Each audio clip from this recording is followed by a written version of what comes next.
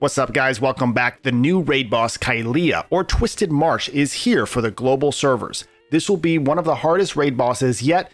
It's gonna take a couple tries for you guys to learn the boss patterns, learn the debuffs, and learn the timings. I hope this video helps you. Make sure to like the video and subscribe down below. If you have any questions after the video, link to the Discord is down in the description. All right, let's get to the guide. I'm gonna run through the before stuff real quick so we can get to the gameplay. Most importantly, you are going to need healing and cleansing monsters. Top picks are Juno and Shushu. Ariel, Annabelle, and Lulu are also great picks, but all suffer from the same problem, in that they can only remove one debuff at a time, and it's typically not the debuff that you want removed. For damage dealers, pretty much anything will do, but Argon, Sekhmet, Tessarion, Theomars are by far some of the best picks.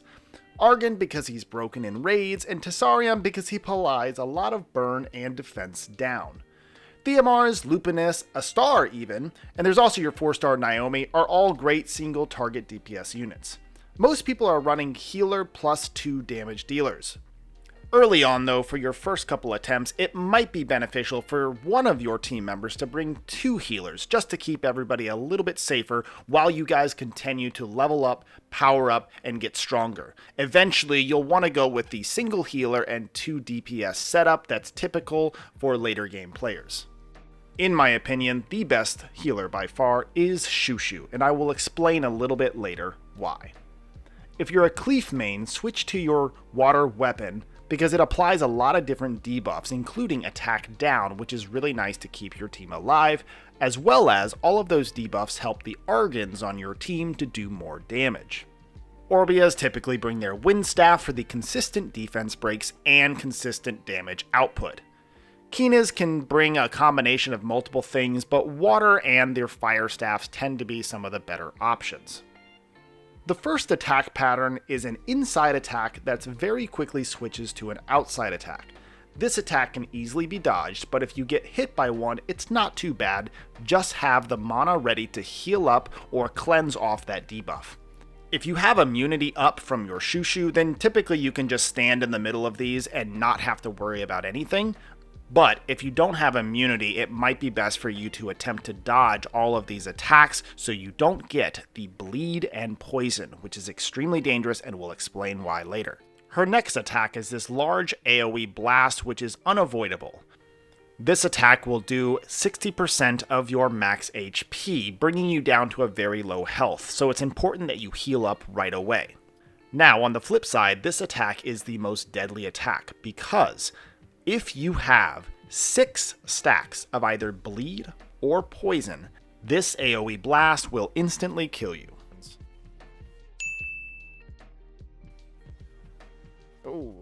Okay. That is why it is extremely important to have the mana ready on either your Shushu or your Juno to cleanse off both the poison and the bleed stacks that are on you before this attack goes off.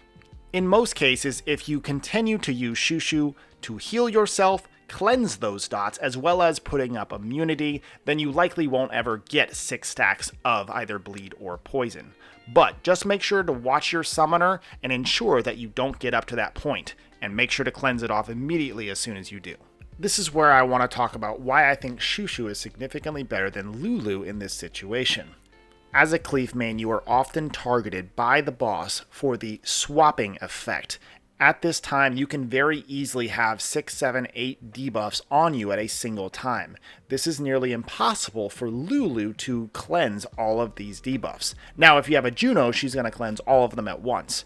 But if you have a Shushu, Shushu will cleanse the most important debuffs, which are the poison and the bleed. And as we remember from before, these are the things that kill you when she does her AoE blast.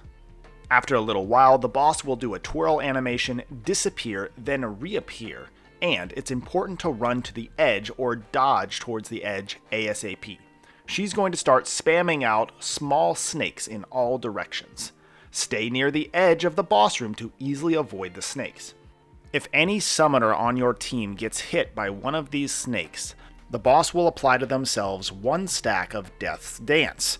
If the boss gets to 3 stacks of Death's Dance by the summoners getting hit, then she will apply to all of the summoners mana cost up, as well as a brand, which in most cases means a failed run. After a couple more basic attack patterns, Kylea will perform Forbidden Spell. This is a large AoE attack that will petrify all the summoners and monsters. The best thing to do is right before she does it is to clump together as a group a little bit away from her, so that way when you get pushed back by the spell and get petrified, everybody will be together in a group. The reason why this is important is because Kylea will next turn into a snake. That snake will come over to a pile of monsters and perform a large bite attack. That bite attack will do a lot of damage if there is only one summoner in the circle. She will do less damage the more summoners are inside of the circle. So everybody needs to gather together inside of the circle to take the damage together. Once your monsters have been freed after the bite, you can then use your healing monster to heal everybody up. She might have to bite one or two groups of these petrified monsters, so just be aware and get back into the circle if necessary. After all the monsters are freed, she will then chase you around the map. I suggest that everyone just hug a wall and stay put, let her bite you. She will then back up a little bit, just far enough away, perform a twirl attack. You will thankfully be out of range of this twirl attack as long as you stay next to the edge and keep moving around so your monsters don't try to go and attack. After some more normal attack patterns, she will then go into the 3 doors phase. Kylea will appear in one of the doors and shortly after do a high damage wide area attack in front of the door. This is easy to avoid. Stand in the middle and look at 2 doors. If you see her, run to the opposite side. If you don't see her, run straight ahead. She will perform this attack 2 to 3 times. If you do get hit by the attack, don't panic. She will repeat the snake phase where she will turn into a snake. You will have to unpetrify your monsters, and then she will do a couple attacks as a snake. Just avoid the big red circles and you'll be fine. At a certain percent HP, Kylea will start dropping red blood circles on the ground, which will apply a slow movement debuff. Try to get to the edge of the map quickly because she's about to send out those little snakes. If you have a Lulu, cleanse off this debuff so you can easily dodge the snakes. Around 30% HP, she will become much harder. This is where our team tended to fail the most. She puts down a bunch of red blood circles and also does her normal attack patterns at the same time. You have to time your heals and cleanses to get the most out of your mana and cooldowns. Finally, around 15% HP, the normal attack patterns will continue, but every 30 seconds she will increase her damage, so try and end it quickly. Just stay near your team, stay out of the red pools, keep topping off your healing after big attacks, and get rid of poison damage. The rewards are 2 legendary 6-star Despair or Vampire runes. Both of these sets are going to be extremely good in PvP. On top of that, you will also get a chance at blacksmithing materials and equipment drops. The weapon set bonuses aren't that great, especially at this stage of the game. The sub-weapon bonus, though, is increased damage for your monsters inside of arena and battlefield. This is very good if you're looking to do PvP. The accessories bonus, when you get 4 accessories to complete the set, will be a decrease in damage for your monsters inside of arena or battlefield.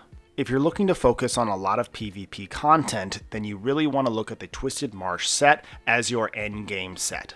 Alright guys, that about wraps it up. Thank you for watching. I hope this guide helps you in the new raid boss. I will leave a full, unedited gameplay of the boss at the end to watch from start to finish. If you have any questions, leave a comment down below or join the Discord. We've got lots of really smart people down in the Discord that can answer your questions at all times during the day. Be sure to like and subscribe for more videos, and as always, I'm TopherSmurf telling you to keep on gaming.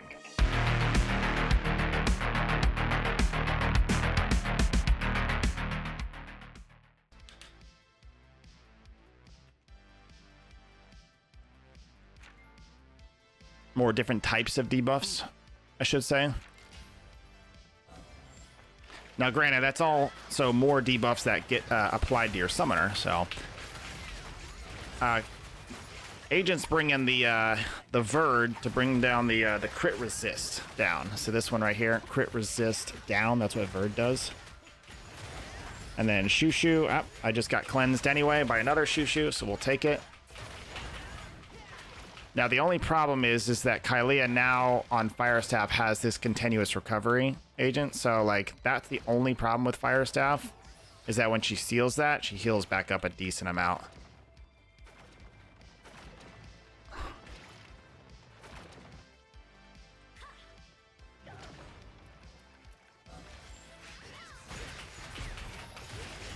Typically, in most cases, you want to try to have as few buffs as possible because she steals them. It's not like the end of the world, especially if you have some people bringing Juno. Juno can, like, re-strip it.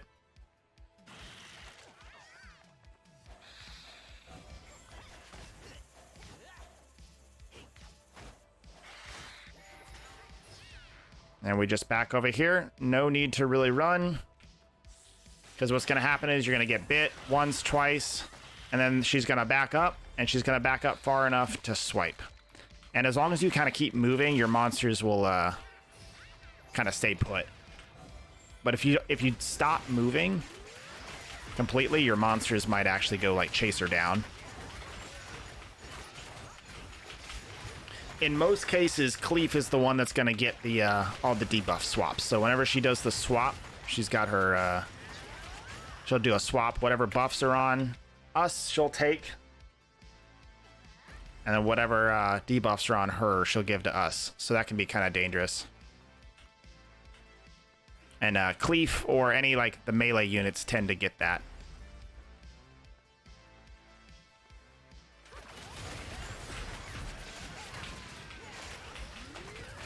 That crit resist is down is definitely doing some work. I can tell.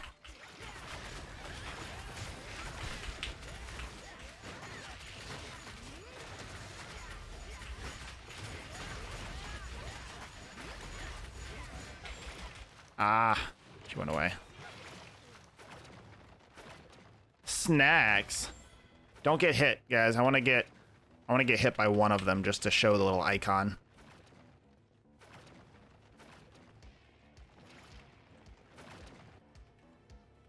Right there. Oh, it didn't show it. Interesting. Maybe I had to get hit before. I've got footage of that somewhere.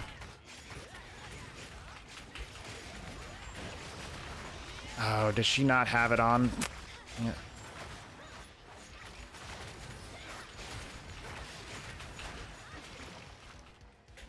Okay, this is just that, so we're gonna get out of the way.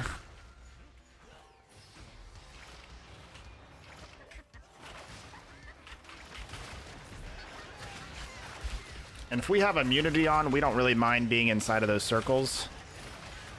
Because she doesn't apply bleed or poison or anything as long as you have immunity. Which is why we love Shushu.